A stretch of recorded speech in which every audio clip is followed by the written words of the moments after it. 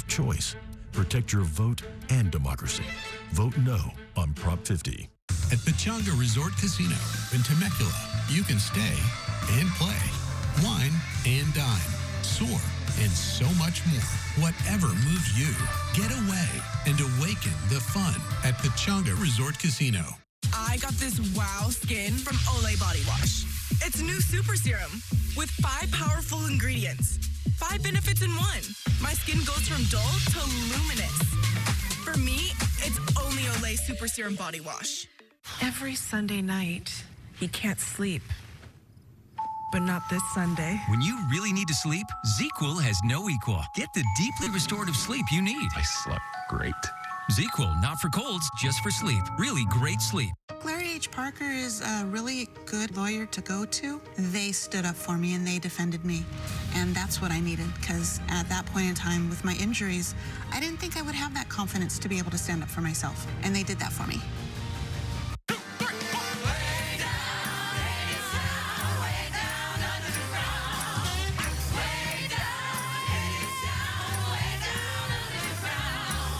At the Pantages Theater, October 21st through November 2nd. Good morning, I'm Eric Spielman. A 22-year-old man from southern Utah is behind bars this morning. Authorities say he is responsible for assassinating conservative activist Charlie Kirk. I'll have the latest.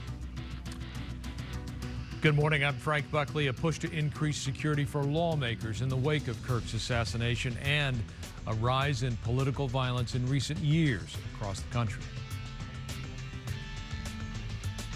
And good morning, I'm Annie Rose Ramos in North Hollywood, where a large police presence was seen at the home you see behind me overnight. We're talking about dozens of police officers, some even in full SWAT gear behind an armored vehicle. Now, coming up, you're going to hear from neighbors why they tell us they have been complaining about what has been going on at this house for over a year now. We have all of the details. We're going to bring you what we know so far coming up. Good morning, I'm Jessica Holmes. It's called Southwest Airlines, but the carrier is now considering expanding beyond those regional borders. We'll explain. Hey there, everybody. Good morning. I'm Melvin Robert. If you are a big Creedence Clearwater Revival fan, you are in luck this morning. We have your chance to win tickets to see John Fogerty in Las Vegas. Then Hollywood royalty Tony Goldwyn is here to talk all about a new podcast. All that and more coming up. All right, good morning, everybody. And we have got a pretty thick marine layer once again this morning, so that'll keep the temperatures down a touch. But beginning the weekend, we can expect those temperatures to be on the rise. And midweek, we're going to top it all off. Coastal areas, 72, 79, downtown Los Angeles. San Fernando Valley at 86 degrees. Top it all off. What does that even mean? Orange County Inland, 80, 84 degrees for the Inland Empire and the High Desert at about 84 degrees. Ginger with traffic.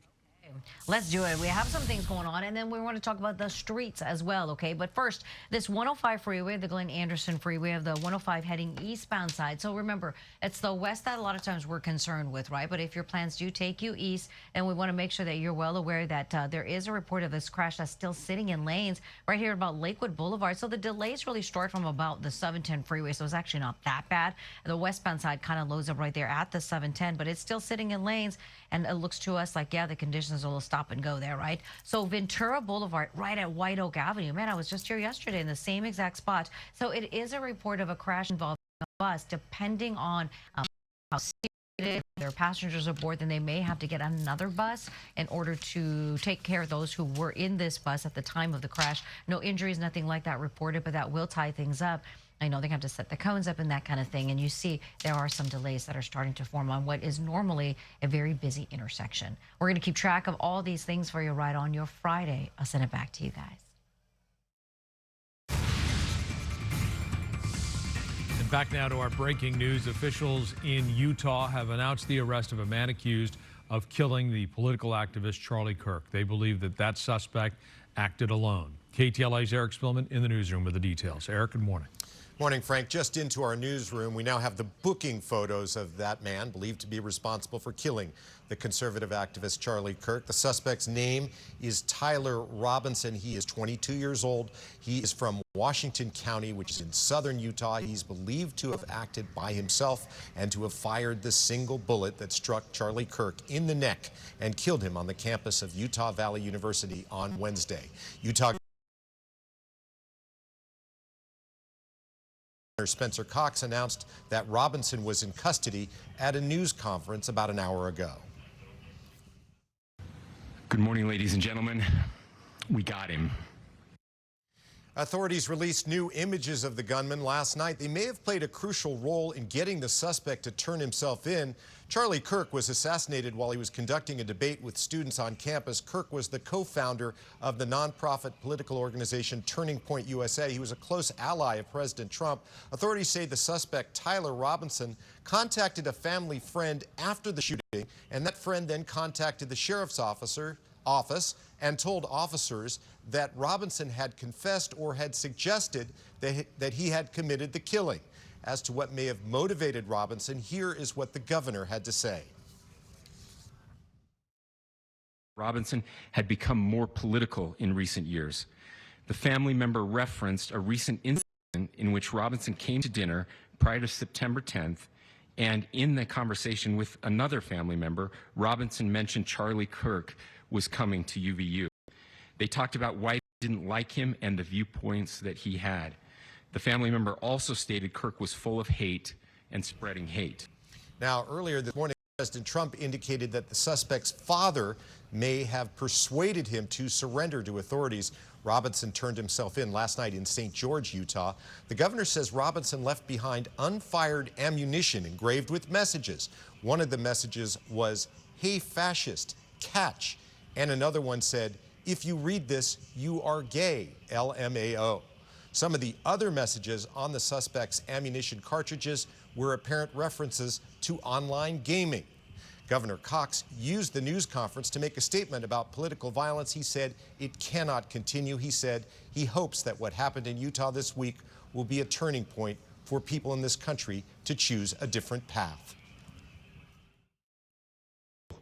It is an attack on all of us.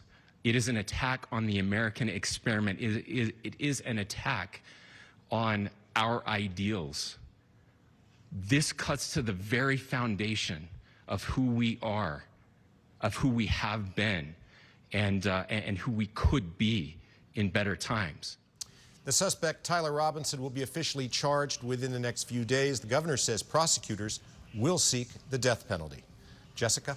Okay, Eric, thank you for that. This morning, the shooting death of Charlie Kirk is prompting extra security at the Primetime Emmy Awards on Sunday. The LAPD is working with producers as well as TV Academy leaders to bring tighter security measures to the Peacock Theater in downtown LA. They're bringing in agents from Homeland Security and the California Highway Patrol to beef up law enforcement presence. The Emmys air live at 5 p.m. Developing news now in North Hollywood. Officers raided a home there overnight to serve a search warrant. They've taken one person into custody. KTLA's Annie Rose Ramos live now at the scene with the latest on that. Annie Rose, good morning. Hi, Jess. Good morning. Yeah, a very large police presence was seen here at the house you see behind me overnight just off of Riverside Drive. Jess, we're talking about dozens of law enforcement individuals, police cars, even armored vehicles, and some officers in full SWAT gear. And at one point overnight, a flashbang went off.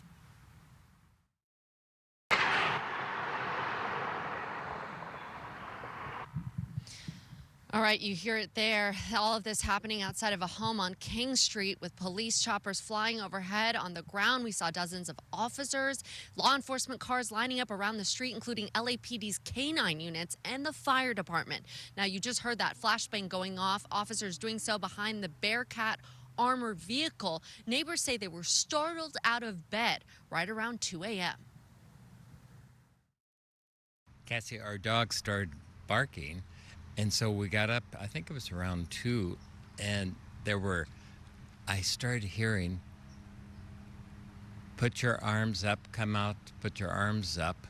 And so we could see there were cars right here, lots of lights and things. And then our neighbor, a friend of ours who lives in the house on the next street over behind, she texted and said, "Are you hearing all this?" And we said, "Yes, we don't know exactly what." And she said a policeman on that side told them that they had a search warrant.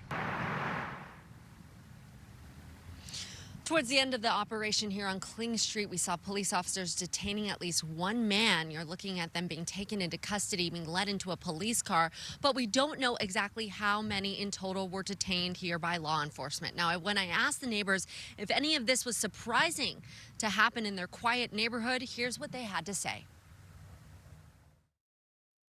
This has become a party house, and they had gun shooting at a party about a year ago. They had about 7 police cars here, and we heard shots and things. So it was such a perfect, quiet neighborhood until this party house. There's been 70, 80 people there at a time, and we call the police because it's such a nice little neighborhood, and they've destroyed it. All right, take a look at this. Just a few minutes ago, we did see 2 individuals coming out of this home this morning, getting into an SUV. You can see their faces completely covered by their hoodies. We could not make out their identities. We asked them to speak to us,